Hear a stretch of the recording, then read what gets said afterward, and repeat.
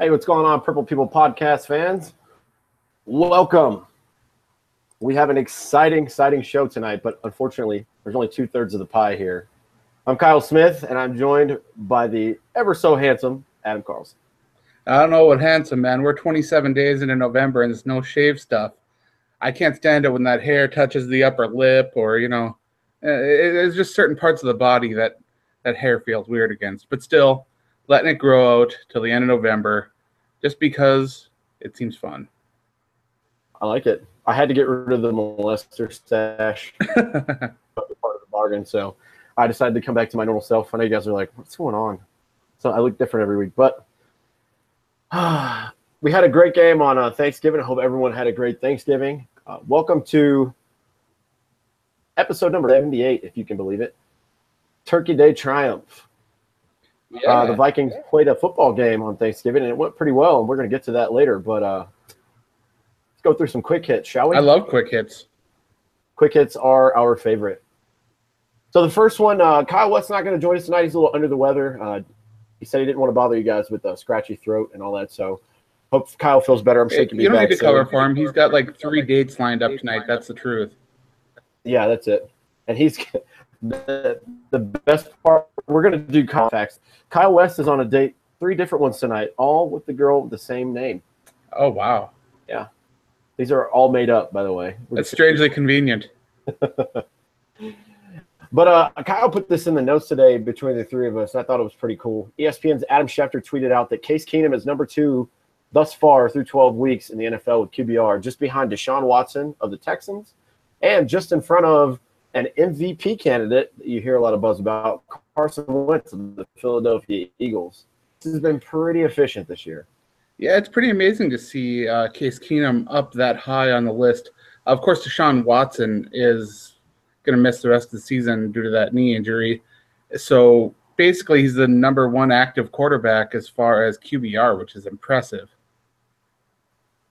Yeah, it was funny the other day. I'll go ahead and talk about that weird picture that you and I talked about. Somebody put up on the NFL page that Case Keenum is an NFL Heisman finalist. So I'm thinking, I think the wording was just stupid because the NFL doesn't give out Heismans. We don't have a Heisman race of any sort. No, that's the MVP. That's pretty much what we go for. I think that they meant that he could be in discussions for the MVP based on how he's filled in since Sam Bradford went down. And I'm sure his name's somewhere at the bottom of the list of there between the candidates. There's a lot of other guys that are way ahead of him. But just to even be mentioned was pretty cool. But I thought that was funny the other day that they said he was a NFL Heisman candidate. It's like, I don't know what that means. Well, let's be honest. I don't believe that any member from the Vikings will be an MVP from this team anytime soon. And the reason isn't because there isn't, a player worthy. The reason is that right now Case Keenum's putting together, a fringe MVP type performance. Adam Thielen is absolutely balling out. He's got to be kind of considered. Everson Griffin is getting an insane amount of pressure that he should be in talks for Defensive Player of the Year, if not MVP. And Harrison Smith's season as a whole is just amazing. So when you try to break it down as to who the most valuable player is for the Vikings team, you can't pinpoint it on one player like you can a lot of franchises. Yeah, that's what I was going to say as well. It's something collectively like that. We're playing as a whole team pretty well. The first person that jumped out to me was Adam Thielen, being that he's the first Vikings receiver with 1,000 yards, and we still have 5 games left. Right. We haven't done that in almost 10 years. It's been 8 seasons, I believe, since that's happened. But you mentioned Keenum's filled in nice. Everson Griffin tied with 12 sacks at number 1 in the league for sacks. And then Harrison Smith is, I believe he's still the number 1 safety in the NFL. Yep. Still the top-rated safety in the league. By Pro Football Focus up there. So there's a lot of good players on this team, man. But we thought that was pretty cool to give Case Keenum some love. He's going to get some love later in the show, I'm sure. But number 1 in total QBR, number 1 actively, number 2 overall. So that's pretty cool. Yeah. I usually do every couple of weeks a bold statement on the show, but Michael Irvin went ahead and did that for me this past week because not only did he pick the Minnesota Vikings to win the Super Bowl in Minnesota, but he picked them to beat the Patriots in Minnesota. Yeah. That would be something. Wouldn't that be something? That would be crazy. I would not want to play Bill Belichick because he always seems to find a way to win. But, hey, I like that pick. Michael Irvin, they do this halfway or a little bit farther in the season. Hey, we picked these teams. Now injuries have happened or teams have just went totally backwards, like the New York Giants, playoff team a year ago. They're terrible now. So they did a little bit of adjusting, and that's Michael Irvin's pick. The so Giants are already eliminated from the playoffs mathematically. It's sad. The Browns, the 49ers are also up there as well. We still have 5 games left. That's so sad. Michael Irvin isn't exactly always the most efficient with his statements. He talked about some offensive linemen as if they weren't very important cogs in the machine. So that got me a little riled up.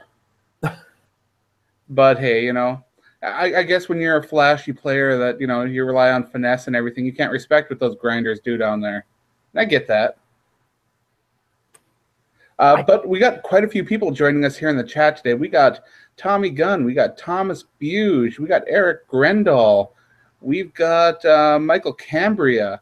We've got quite a few people talking here, and they are not upset that the Vikings don't have a player who is a front runner for the MVP because they'd rather win games as a team. Thomas Buge wants to know if the Vikings would rather play New England or Pittsburgh in the Super Bowl, and I would actually rather play New England because I don't like how Minnesota matches up against Pittsburgh. Oh, no, not at all. But we're going to keep an eye on the chat here, so keep everything flowing and keep commenting, asking questions. We'll keep jumping in and seeing what we've got. Yeah, like Adam said, thank you guys for joining. We're going to talk about Thanksgiving Day in a little bit, too, because we did a little something special. And that's what I tied the social media question in with, so thank you guys for joining us. Yeah, we just had Dorian Foley hop on in, too. He's always a nice regular to see in the chats. Dorian's my man. He's always got some Vikings love or some WWE stuff to talk about on the internet, so it's pretty cool. Oh, yeah. The big news over the weekend, like I mentioned before, I didn't mean to roll this one, but Vikings wide receiver Adam Thielen reaches 1,000 receiving yards this past weekend last week against the Lions. The kid's just phenomenal. He's an excellent and precise route runner, and I think my favorite thing about Adam is he can pretty much play everywhere. I know you think about a guy that we drafted a while back like Percy Harvin, kind of your slot guy. I'm not going to say that Randy Moss wasn't amazing like that, but he could stretch the field. That's what he was known for. Adam can do all sorts of things, pretty much plug him in anywhere. And I think if correct me if I'm wrong, but we all entered this season thinking that Stephon Diggs was going to be our number one. And I think it's not any question now that Adam Thielen's the number one on this team. And Stephon Diggs, it's no slight at him. He's just been banged up a couple of games, but he's an excellent number two and definitely a force to be reckoned with. But I didn't see Adam Thielen being the first one to reach. I thought my money was going to be on Diggs. Yeah, he got to 1,005 yards against Detroit. It was funny because we did a live chat on Discord during the game, and as soon as Adam Thielen got a catch, I'm like, does that one put him over 1,000? And then it's like a little bit later, right on Twitter, they posted up, Adam Thielen's now over 1,000. So that was kind of fun. But yeah, he if he can average about 125 yards per game for the rest of the season, he can actually break Randy Moss's franchise record for receiving yards in a season for the Vikings. And when you think about it, that's not absolutely insane to think about. No, not with the way he's playing right now. The unfortunate and hard thing about this coming up is we have two right now playoff teams that we have to play on the road. They both have pretty good defenses. I know Dan Quinn out in Atlanta. He was the old D coordinator for Seattle. They went to the Super Bowl last year. Carolina's always stingy on defense. So we do have challenges ahead, but you look at the back half of those three games, and they look pretty good. The Bengals aren't a playoff team. The Packers are still reeling without Aaron Rodgers once again. So, like you said, it's not three teams losing in Week 12 in the NFC North. The Vikings now have that 3-game lead, which is a very nice cushion. Of course, the Vikings are still going to try to win as many games as they can to get that first-round bye and maybe even home field advantage throughout the playoffs. But, oh, man, wouldn't it be something? That's what I'm kind of hoping for. I'm hoping, and it doesn't look like they're going to, but I'm hoping the Eagles kind of slip up a couple of games. Some people catch them and expose weaknesses, number one, for film later. But if we could have a number one and make the Eagles come to us, I mean, wouldn't that be a story? You get a first round bye. You're the number 1 seed, and the Super Bowl's in your place that year. You'd be hosting completely all the way through as long as you could make it. That's incredible. I would love that, but we'll see how that goes. But right now, the Vikings are sitting pretty, like you said, and the two juggernauts, as they used to say, the past couple of weeks, the Saints and the Rams played this weekend. Both teams that we beat. So congratulations and thank you to the Rams for beating the Saints because they were on a hot streak. Oh, yes. That was pretty cool to update you guys on the playoff picture. But if you look at that now, just to go off on a little side note, like Adam was saying, Philly's number 1, Minnesota's 2. If you look down, minus the Seattle Seahawks, I think they're right there at number 6. 2 of the 2 teams underneath us for the top 4, and then we play Atlanta and Carolina coming up. So we have a pretty tough schedule, and I think if we keep winning, it'll prove that this isn't just a flash in the pan, or we just got lucky against some worse teams or bad teams early on. Yeah, when you look at the rest of the games, we got Atlanta, Carolina, Cincy, which is going to be a tough game. Week 16 for the Packers, there's actually rumbling that Aaron Rodgers might be able to return for that game if they're still in contention for the playoffs, which would be crazy. And then they finish out against Chicago, which I know a lot of people dog on Chicago, but you still got to take them seriously. Yeah, I'm guilty of it. You don't want to sleep on them, but I think for us at least, just getting into Soldier Field and winning again, since we don't really have a good record there, was good earlier in the year. I think we'll handle business there. But you're right. Aaron Rodgers was throwing last night against Pittsburgh. He wasn't playing, obviously, but he's already throwing like 6 weeks later. So yeah, we'll see.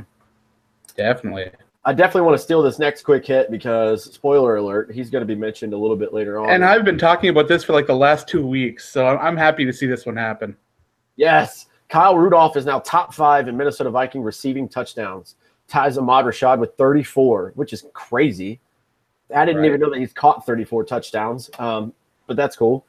He trails Sammy White at 50, Anthony Carter at 52, Randy Moss has 92, and the legendary Chris Carter has 110 at number 1 for our team. I think by the time Rudy retires or hangs it up, he's going to be number 3 on this list. I firmly believe that could be true as well. At 34, he's still got 18 more to go before he can tie Anthony Carter. But 18, he's only, 28 years old? I believe so, yeah. Yeah, he's got a long way to go, and if he can catch a couple more touchdowns each season, they'll keep adding up, and he will keep moving up those ranks. And when you think about it, he's tied Vikings Ring of Honor wide receiver Ahmad Rashad. That's astounding to think about. It's crazy, too. We had a good football debate at work today with all the different teams and personalities that we all like. And it's crazy when you think about watching players, because you always talk about, who's the greatest running back today? We brought up Barry Sanders. I thought of Jim Brown, Walter Payton, Eric Dickerson was mentioned, Emmitt Smith.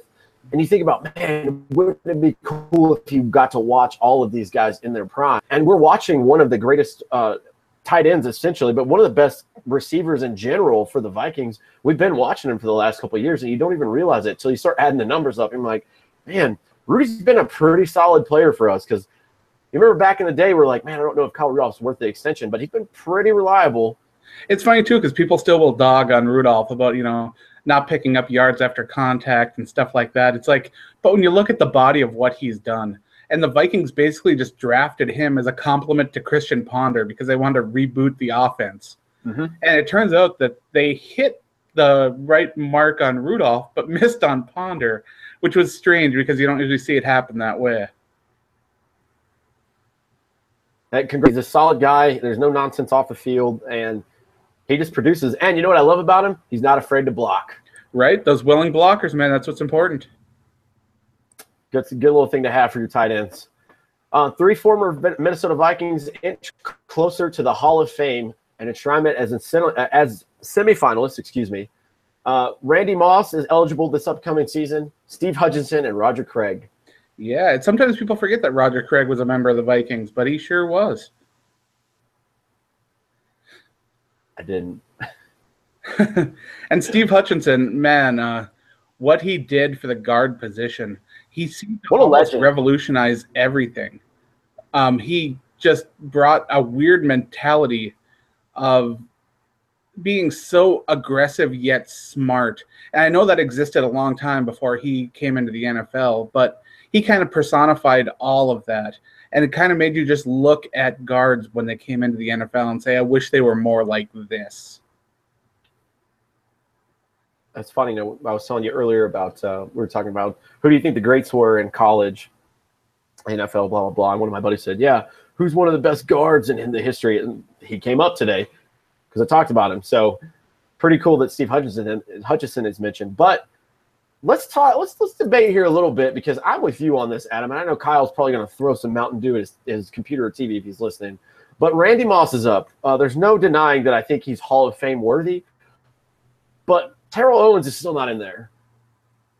I definitely think they both need to go in. And I don't know. I might give the edge to T.O. over Randy I do. Moss. And I'm not saying that because I think that necessarily that he's better or that I think that Randy Moss is a bum. I think Randy Moss absolutely just changed the position. He really did. I've never seen a team go after multiple corners after he enters the league because they can't figure out a way to stop him. I understand it, but it's just crazy, man. Everybody gets caught up in the Kaepernick stuff and always getting blackballed. I think T.O. is getting blackballed from the Hall of Fame. I think it's kind of ridiculous. Thomas Buer says that Moss won't make it in this year, and I kind of agree with him because I do think that this is the year that Terrell Owens finally gets in, and then the next wide receiver that gets in will be Randy Moss. I do think who's the other wide receiver that's not in? Is it Torrey Holt? I have no idea. I don't know, but there are a nice group of wide receivers that have been waiting to get in, and Randy Moss is going to join that queue. And where he gets in, I don't know. I do think it'll happen eventually, but I don't think it's going to be this year. If it does, I'll be super happy for him. I just based on the body of work, I think T.O. would get the slight edge. But this is going to be a good class, and this is cool. I mean, it makes me feel old, but the class is coming out with Randy Moss. There's names like Brian Urlacher and Ray Lewis in there, and I watched those guys growing up. So you see, it wasn't that long ago when they were playing, so that's pretty cool. And the Vikings have had a nice little string of getting some of their players in the Hall of Fame. I mean, they just got a center and a quarterback. Mm-hmm. I mean, sure, you can count Brett Favre, even though he's only here for a couple of years. But, I still consider anyone that spent time at the Vikings that goes in the Hall of Fame as a Vikings Hall of Famer.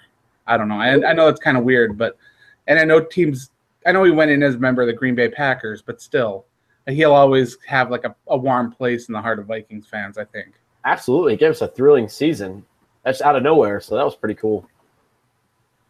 This was pretty cool to see. If you guys watched the game this past Thursday on Thanksgiving, Everson Griffin, was it right after he got a sack? I believe. Yeah. His shirt. So Everson Griffin gets a sack on Matt Stafford and pulls out the shirt underneath his jersey, and it's written in permanent marker, and you can't see it. It's a white shirt, black permanent marker. You can't really see. Well, of course, the internet went crazy and freeze framed it, zoomed in. It says, "Hey, my wife just had a baby. What should we name it?" Something along those lines.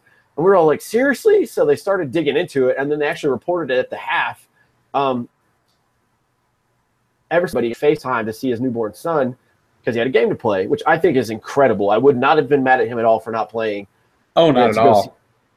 But ended up naming him Sebastian Gregory Griffin, which is a really solid name. It's a strong name, and I wouldn't expect anything different than a nice, strong, unique name from Everson because that's just the way he rolls.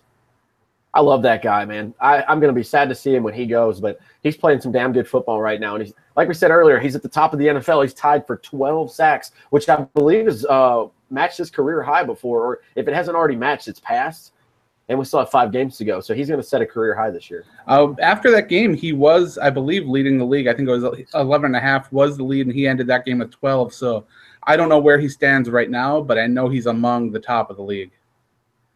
Let's check this real quick. I'll go to the stats, and I'll let Adam. Yeah, I'll BS for a second. What I imagined was after Everson Griffin did the stunt where he pulled up his jersey and pulled the shirt down, I always imagined like in movies, you know how they do the, okay, zoom in, enhance, zoom in, enhance. That's what I pictured people doing, trying to read that text.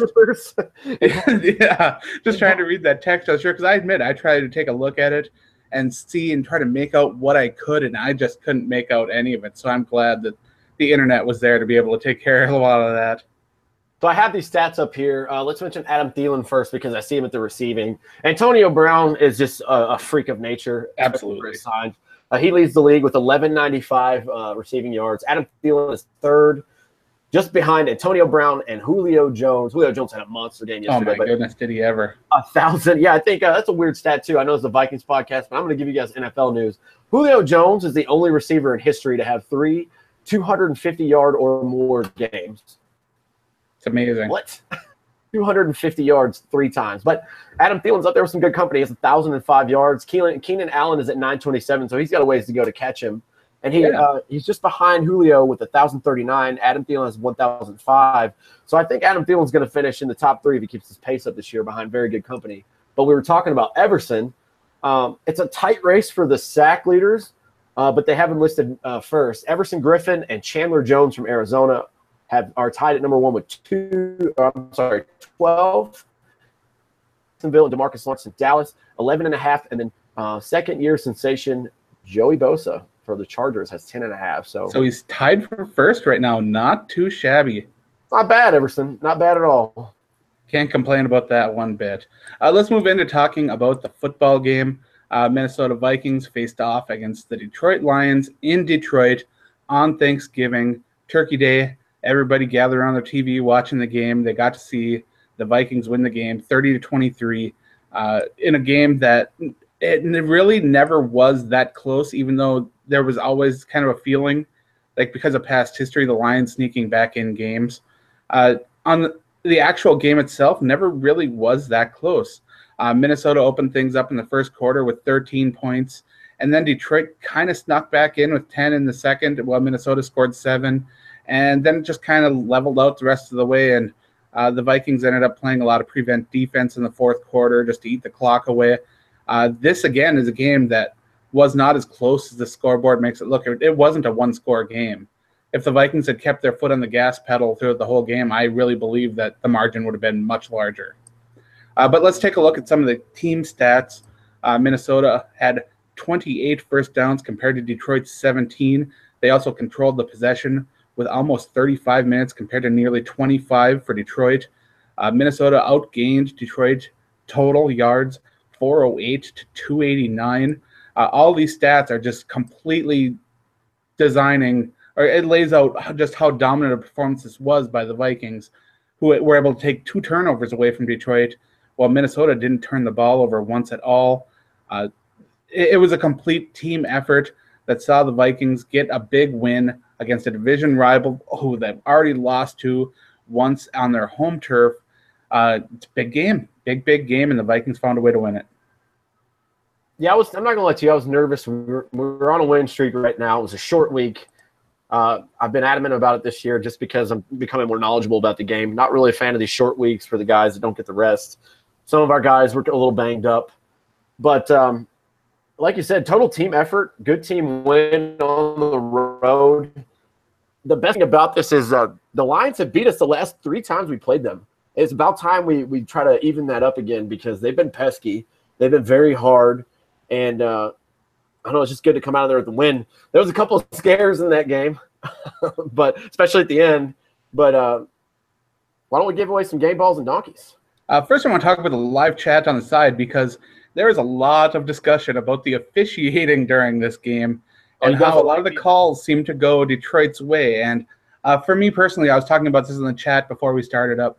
I thought that the Vikings being able to overcome these bad calls, because there were some bad calls, and I hate to say that because I know how hard it is for refs to make the right calls on the field, and it's tough. It's very tough.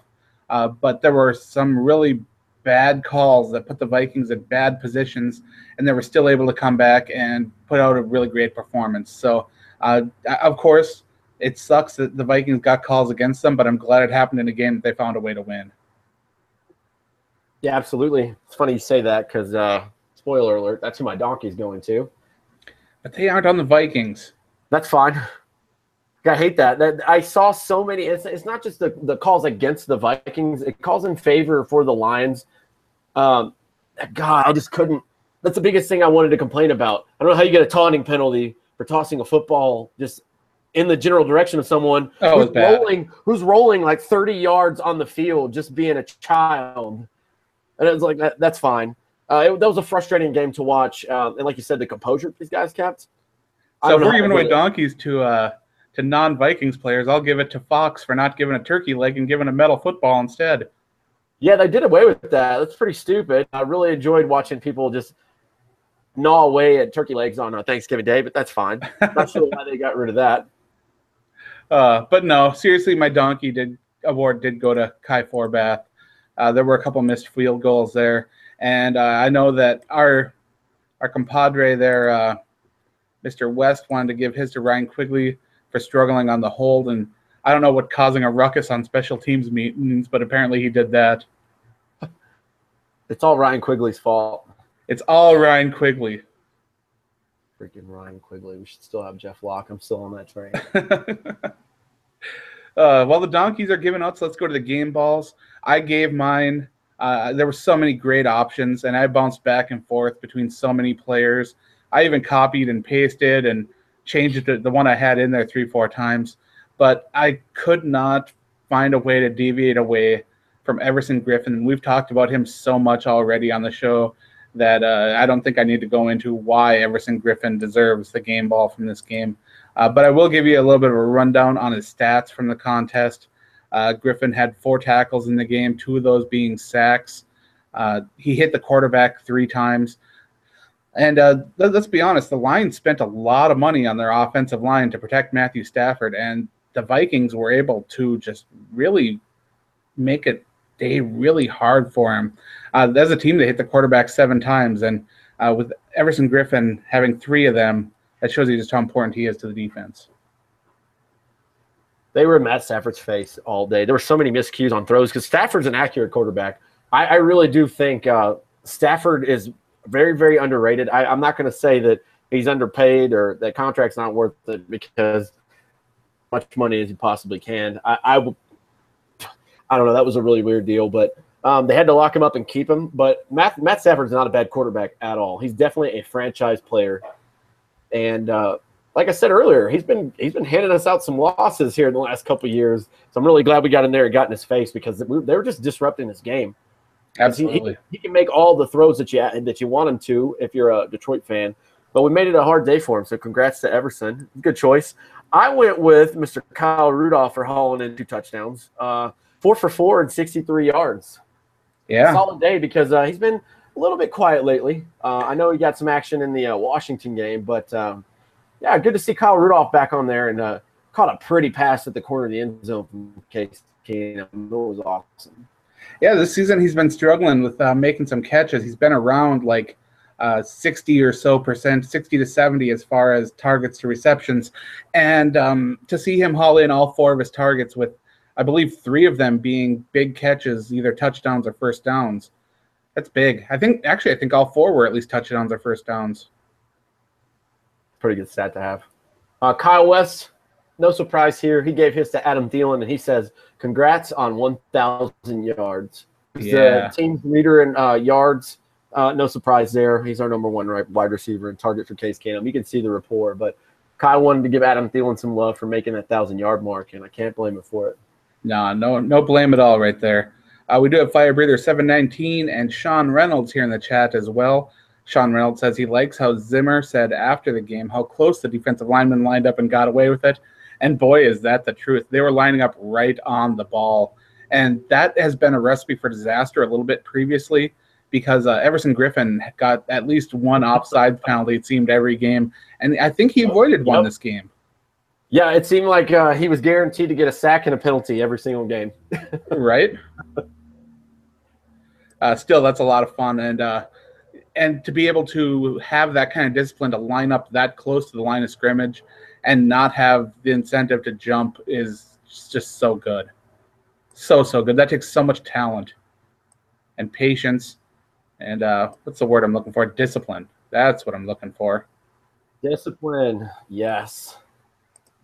So let's shift over to the box score if you're ready to go. Are you ready for the box score? Yeah, that's actually what I was jumping into right now. Go ahead, take it away. All right, so let's start things out. Minnesota throwing the ball. Case Keenum attempted 30 passes a game, completed 21 for 2 touchdowns. He was only sacked twice during the game for 10 yards, had a QBR of 95.6 and a rating of 121.8. Honestly, it was the kind of efficient game that you would hope from him. And he actually did gamble a couple times. He made some nice throws, made some great reads. Case Keenum is turning out to be just the off-season signing for the Vikings. Yep. Yeah, 100%. And I just wanted to throw out another stat there because they were talking about it on Facebook. I can't remember the site. I'm sure it was ESPN, NFL, something like that. But against the blitz, Case Keenum, I think, is the best quarterback in the league. So really the way that you're going to beat him is to just give him time, which is super dangerous because our receivers are really good. The line's doing their job this year. If Case Keenum is the offseason signing, the best offseason improvement is the offensive line as a whole because they just did a complete turnaround from last year and giving him lots and lots of time to do his thing and making great holes for the running backs too, even though our number one runner is down. But Case Keenum's great against the blitz too, man. I just wanted to throw that out there in case you guys didn't know. Firebreather's got a rumor here in the chat that I'm sure you'll be interested in. Let's hear it. He has heard that Kyle is a really good player around Christmas. They even say that he has a shiny nose, and if you see him, you could even say it glows. That's Rudolph, the Red Zone reindeer. The Red Zone. I always love that. That's a fun one. I enjoy that one a lot. Hey, keep getting those touchdowns, Rudy. We said 18 or 16, I'm sorry. So 16 till you get 50. Yeah, and then you're going to get 18 and you'll be in the top 3. That's not impossible. Running the ball, the Vikings picked up, let's see, that'd be 107 yards on the ground between their two running backs, Latavius Murray and Jerick McKinnon. 84 of those went to Latavius Murray on 20 carries for 1 touchdown. Jerick McKinnon had 13 attempts for 23, and he just couldn't get going against Detroit, averaging 1.8 yards per carry compared to Latavius Murray's 4.2. And it's good to see Latavius Murray getting a little bit of a workload because he is supposed to be the bigger, more bruising back, while Jerick McKinnon is the shiftier back, the one that you want in there on passing plays. We saw Latavius Murray drop a big pass, I felt, during the game. And he is more of the runner that you want in there, even though he can catch the ball out of the backfield. McKinnon is more the guy you want in that situation. And I feel like the Vikings are using them right. I just don't want it to get too predictable as to which running back is in there when. Yeah, absolutely. You hit the nail on the head for what they do and what they're here for. They're different backs, but they complement each other well. And like you said, too, I'm really happy as well to see. He had a cold start to the year, but he's warming up quite nicely these last couple of weeks. So let's keep riding that Tay train and see what happens. To finish out the rushing, Case Keenum ran the ball 7 times for 20 and 1 touchdown, and Stephon Diggs had a run for 9 yards. Moving into receiving, Adam Thielen led the way with 11 targets, 8 catches, 89 yards. It's not a surprise to see Thielen getting over 10 targets in the game and keeping his streak of games going with 5 receptions or more. He's been all season, he's caught 5 balls or more, so let's hope we can keep that rolling. Stephon Diggs was targeted 7 times, caught 5 of them for 66. Kyle Rudolph, 4 for 4 for 63 and 2 touchdowns. McKinnon caught 1 for 31. Wright caught 2 for 25. Michael Floyd got in on the fun and grabbed 1 for 8. Good to see Jarris Wright. Doesn't he always just come up clutch? I kind of like the way the Vikings are using Jarris Wright as that shifty, sneaky guy to put in there. You're seeing a lot more of Laquan Treadwell entering the game and running situations because he's just a fantastic run blocker. He's more than willing to get his hands dirty and throw his body around in the run game. And Jarris Wright, as much as I'm sure he would love to be as good of a blocker, he just doesn't have that same size and strength. And Jarris Wright's, again, being used to his strengths as an elusive running back or an elusive wide receiver to go out there in situations where they need to pick up extra yards to shake off nickel corners and linebackers when they're lined up against him. So I like what the Vikings are doing here, and of course I'd love to see Laquan Treadwell getting more involved. But for now, his role, he's doing exactly what he's being told to do, so he can't complain too much. Yep, same way I feel about Trey Waynes. Same thing, it's kind of the way I feel about Laquan Treadwell. Obviously, Trey Waynes has a year on him, but just give him time. And the always easy answer is, if we get rid of Laquan Treadwell, who's going to come in and do a better job? He's doing what he's asked to do, and like Adam said, he's he's doing what he's asked to do, and he does contribute if you look beyond making those Randy Moss catches that everybody wants to see. Of course I want to see Laquan Treadwell catching touchdowns and going for 90 yards a game, but that's what Adam Thielen is for. So give him some time. Firebreather in the chat says that his game ball goes to Mike Zimmer for turning his team around. You know what? That every week it could probably go to Mike Zimmer, because that hiring is the basis of what has allowed almost all of this to happen. Zimmer changing the defense, bringing in his own personnel, because I firmly believe the Vikings would never have drafted players like Anthony Barr or Danielle Hunter based on their raw athleticism in the past. I don't believe a different coaching staff and the same GM structure, I don't think those picks get made. Probably not. Thomas Bugers wants to know if we're going to live stream the next game. I think we're still planning on doing the same kind of chat on Discord. Right now we've been using the text chat, but maybe down the road we'll do the voice stuff. I don't know. But for now, if you want to install Discord, we can put another link up before the game, so watch for it on Purple People Podcasts Facebook page, and we'll get that up for you guys who want to join us and chat during the game. I'll go ahead and get it out of the way because there wasn't a lot of responses. That was the social media question, and we talked about we used Discord, as Adam just said, on Thanksgiving. Just on the fly, asked the guys last week because they're the technological gurus. I just kind of show up and run my mouth, so I always say thank you to them for letting me jump in. But they use Discord. It's super easy. And I asked you guys, hey, did you enjoy the chat? And we got 4 responses, and every one of them were, this was awesome. You should do it again. So if you guys enjoy it and you guys want to get involved and just shoot the crap with us, we'll absolutely do it again. Didn't we get one? I didn't know this was happening, or I'd have been there. Let's check. I'll go and check that one more time because I checked it. Because that's an awesome response. I like seeing that.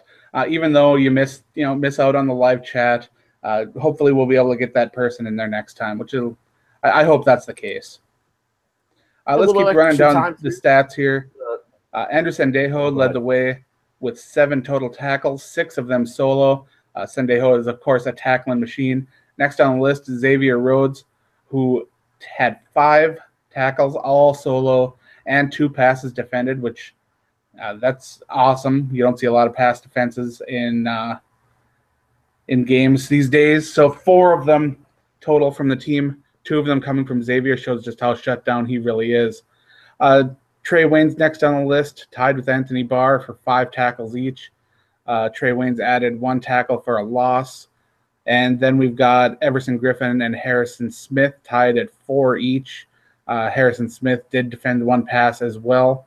Next, we got tied at 3, Linval Joseph and Ben Gedeon. And rounding out the group, we got Eric Hendricks at 2, Danielle Hunter, Tom Johnson, Tremaine Brock, and C.J. Ham each Tremaine Brock with 1. Made a block. Oh, my God. I got to admit, Tremaine Brock played a lot better this game. I was firmly on the cut Tremaine Brock as soon as possible thing. This game, I got a smidgen of hope back. So he had a 1 tackle, and he had a pass defense, Adam. He did. Oh, my God. Okay. Well, that's weird and unusual, but we'll take it. Do it again. Yeah, Vikings got 2 takeaways during the game. One was a Xavier Rhodes interception that kind of sealed the game away. So good. He tipped the ball to himself, which is pretty fantastic. The other was Danielle Hunter, who jumped on a fumble, and you can't complain with either of those. Kai Forbath was 1 for 2 on field goals. He hit from 36 out. Extra points, he hit 3 of the 4. Not a great day from Kai Forbath, but it was good to see him hit the one in the 4th quarter when it was really kind of mattering. So hopefully he'll be right back to where he was at previously in the season with being nearly automatic on field goals. I'm sure that's something Mike's what he talked about. He's like, we're going to fix that really quick. Those some struggles happened there when it came to field goals and extra points in this game. And your heart kind of sank if you were watching it like the rest of us the other day when we're trying to put the game away and the field goal gets blocked. But thank God for the penalty against Detroit on that one, because that would have been such a heartbreaker. Oh, yeah. To have to go into overtime, because I did not want to go into overtime on the road. But I want to go back for just a second and talk about this interception that Xavier Rhodes had, because Mike's in the presser, which is funny because I think he's pretty hard on Xavier because he knows how good he is and can be. But, man, up until that interception, my donkey was going to Xavier Rhodes because – was it Marvin Jones? Is that the receiver? Yeah, he had a big game. He was having all over Xavier Rhodes. I was like, man, you've covered some of the best this year, Antonio Brown being one of them. You covered Deshaun Jackson against Tampa Bay. You name it. He's covered a lot of people, but he was having an off game, and it came in the clutch. If you guys haven't seen it, go check that highlight out of the interception because not only did he cut in against Jones, but he tipped the ball up enough to where he was heads up enough to catch the interception. So, like Adam said, it pretty much sealed the game. It was awesome. Absolutely. Let's finish things out here with Ryan Quigley punting. Quigley had 4 punts for 171, an average of 42.8, and a long of 51, 2 of them inside the 20. So a solid day punting from Quigley. That's how, I guess we could talk about returns here. Marcus Sherrills had 2 for 7, which was pretty fun. Kick returns, Sherrills tried 2 of them for 46, average of 23, a long of 24, so they were 24 and 22. And I still firmly believe that kickoffs is when knees need to happen.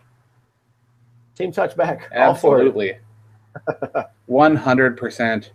So that's the rundown of the game between the Minnesota Vikings and the Detroit Lions. A game that Vikings fans had to feel pretty good about because the Vikings were in the driver's seat for, I'd say, all of this game. Sure, there was a little bit of scare at the end when the Lions were within 1 touchdown, and especially when that field goal got blocked. If you didn't see that flag fly or the player jump off sides, you were probably a little nervous. So still good to see the Vikings come away with a big division win that moved them to 9-2 on the season. And it's tough to see what's going to happen in the future. But for now, this Vikings team looks like it's almost got itself solidified a playoff spot. I'd say another win or two, and I'm going to say they're in. Yeah, I want to see this team personally, myself. I want to see them get to 13 wins. I think it's very, very possible. Like I was talking to chat about Xavier Rhodes, who was playing with his calf bothering during the game, and that does explain a lot as to why he wasn't exactly his normal Rhodes closed self during the game. But still, for him to go out there, a lot of these players out there are never near 100%. So you never know what these guys are dealing with. Still, that interception that helped seal things away, it was so big. That was the moment you jump off your couch during this game and go, heck yeah. I didn't know that he was struggling with a calf injury, so that does explain it a little bit. So let's move forward, and on the notes, what have I got now? Oh, yeah, the next game is noon on Sunday, December 3rd. Vikings. This is at Falcons, right? It says versus, but it's at, right? Yeah, the next 2 games are on the road. Not a fan. These are 2 right now playoff teams from the NFC South. I do think that the order is just like it says in the playoff rankings as far as we talk about the NFC South. The Saints are the best team in that division. I think the Falcons are just below them, and I think the Panthers are just below the Falcons as far as the level of opponent that we'll be facing. I don't take any team lightly. The Falcons have gotten 2 very lucky wins this year. Otherwise, I don't know if they'd be in contention. Early on in the season, they got a call on a weird rule against Detroit. Detroit should have beat them. And former Bear Walsh gave them a win last week when he didn't make a field goal. And that was kind of crazy. But the Falcons are no team to sleep on. They had the MVP of the league last year at quarterback. Julio Jones is an absolute freak. And the Vikings are catching them at a bad time because Julio Jones is turning on the heat right now. Earlier part of the season, he was struggling to really make any kind of an impact. And the last few weeks, he has been just turning it on. And last week's performance, I hope that does not continue into the game against Minnesota. Yeah, you got to shut him down. I know Matt Ryan's the MVP from last year, but Julio Jones is the best player on that team, without a doubt. Oh, yeah. And Xavier Rhodes is going to have a tough time, but he's played him before. I like the fact that we played him the last 2 times we played him, we beat him. Completely different team from them, though. New coach, new ideas, new defensive personnel and scheme. Dan Quinn is a damn good defensive coach. He's a lot like Mike Zimmer. He was with the Legion of Boom in Seattle for a while, if you guys didn't know. So this is going to be a tough test. I know we took care of the Rams. Detroit's been pesky. People said we were going to lose against Washington, and there we went. But we're on a roll. I really enjoy it. I don't like that we're gaining publicity nationally from the media, but this is going to be a really interesting game, and I hope the Vikings can turn it on. I know that they can win. It's just a matter of if they play the correct way or not. But Sunday. The Vikings are in an interesting situation because right now they are number 5 in average total offense at 375.7 yards per game. They also give up the second fewest yards per game on the ground at 75.5. And interestingly enough, for how decent of a team Atlanta is, they don't have a team in the top 5 in any major offensive or defensive category. Okay. So they're a well-rounded team, and that's the scary thing about Atlanta's offense is that they can get it done on the ground or through the air. But after seeing the way that Minnesota was able to take Todd Gurley essentially out of the game after that first drive by the Rams, I'm a lot more confident that the Vikings can handle the task of shutting down the run game and then leaving the defense to the corners. And sure, Xavier Rhodes is going to give up a couple catches. Trey Waynes is going to mess up a few times. There's going to be some catches, some first downs, maybe even touchdowns. But this team can't be overlooked after what it does both offensively and defensively. So this is going to be a tough game, but I'm really looking forward to watching it. Yeah, it's another good test. It's just another rung in the ladder, as they say, just to keep on climbing to get to the playoffs. I'm with you, Adam. I think this is a playoff team that we have. It just depends on how well they play on this last 5-game stretch. December's a monster. It's going to be cold. There's a couple of outdoor games. The Carolina game is going to be December 10th. It's going to be cold. 2 weeks after that, they go to Green Bay. It's going to be cold. Remember, guys, we play inside, so special teams might struggle. There's all kinds of things to consider, but I like this team. I like the mentality that they have. Like Mike Zimmer says, this team that we love so much for this year is really tough. And for the most part, they're playing mistake-free football. So let's hope that keeps rolling. Absolutely. Sean Reynolds in the chat says the Vikings are resilient and mentally tough. They've been through so much in the last year, and they never got rattled. I'll actually extend that through to the last 2 years have been so hard on the Vikings that they've had to replace so many important pieces of the team. Mm-hmm. And to be able to do so with the depth they had, there was a time when the Vikings had no depth. As soon as a player went out, a guy came in that they signed off the street. Yep. And now you've got, your right tackle missing a few games, and here comes Rashad Hill to start. Or you've got your franchise running back leave the game injured and find out that he's done for the year. And then you're left with a free agent that seemingly everybody was passing on and a running back that nobody was really sure how he'd fit, and they are doing some damage as far as a nice 1-2 punch. And quarterbacks, Case Keenum was essentially going to be the number 3 if Teddy Bridgewater could get rolling. And now he's looking like he's going to be a number 1 for some team somewhere next year probably, who's going to pay him probably a stupid amount of money. Yeah, if he keeps it up for these last 5 games, I mean, that could be a good trade tool, but I don't even want to talk about that because we don't know where Teddy's going to be. Who knows? What if Case Keenum stays? We have a lot to think about. But Firebreather is talking about Case Keenum in the chat here, and a couple other people in the chat have mentioned this as well, that Case Keenum needs a new number because seeing that number 7 out there has been haunting their dreams. Nah, man. When you see a 7 play that good, you forget about the old one who was pretty bad. I love a good redemption story, and this is a redemption story for the number 7 right here. Absolutely. I believe we went through our sort of boldish statement, but we have a good one here that says Taco Bell is delicious. And I don't know about delicious, but it's efficiently tasty. And as soon as we get that endorsement, I'll upgrade it to delicious. Yeah, Kyle West put that in there, so Kyle West strikes again. Typing for me, I think, unless you put it in there. I did not. But Taco Bell is delicious, especially if you're inebriated or if you only have about $8, you can eat pretty good there. Hey, those $5 boxes, they're tasty. Pretty good. That's true. I'm pulling up the information on the Survival League. So far, let's see.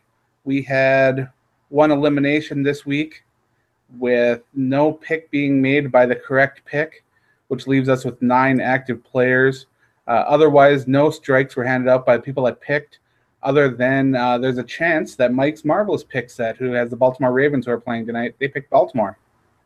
Ooh, it's pretty good. So we'll have to wait and see. Picking will be open for Week 12, I believe, tomorrow. So if you are still one of the 9 people alive in the league, much like I am, I hope you can make some good picks. But I also want to lay this down as a big reminder. Next week starts the week where you have to pick 2 teams instead of 1. So starting tomorrow, yeah, you got to pick 2 teams. Yeah, you got to pick 2 that you think are going to win. Last year, we got a little bit scared because we got almost to the end of the year, and there were teams that didn't have strikes. So this year, we've got there are only 2 teams that have 1 strike. The other 7 have 2. So I don't think we're going to be in that kind of situation. As I've said, though, too, if we have a tiebreaker type situation, it's going to go down to total points scored in the Super Bowl, and that's how we'll break the tie. I've been working on getting some stuff together for prizes, and I'm really excited to see what we can get for you guys because this has been real fun for me. I look forward to this every year. So thanks, everyone, for playing, and remember to make your selections if you're still active.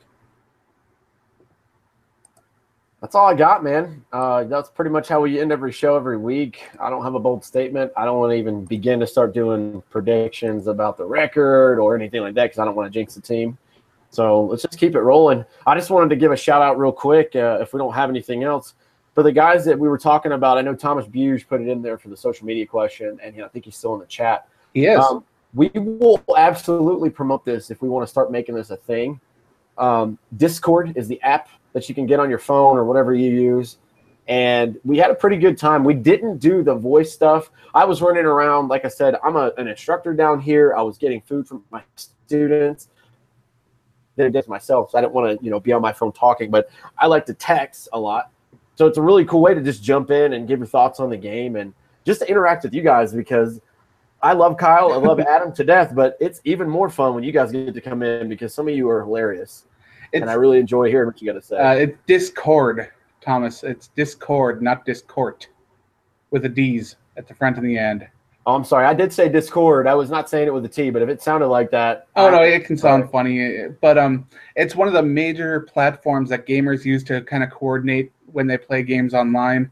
I know I used it when I was playing The Walking Dead Road to Survival to kind of figure out how to attack what, when to attack what, who's attacking, So it's basically used for gamers, but we're going to use it for football games, and I like that because I like football. But yeah, it's free. You can sign up there. If you want to join the voice chat channel and you guys want to voice chat, that's cool. There's a text chat too, so there's that option as well. Hopefully we can get it filled up even a little bit more for this week against Atlanta, and hopefully we can see you guys there. So let's close this out by doing our usual farewells. I want to remind you guys, head on over to Facebook. You can chat with us on there on our Facebook page, on Twitter at Purple People Pod. You can check us out on our personal accounts. You can read my stuff over on the Viking Age if you feel like it.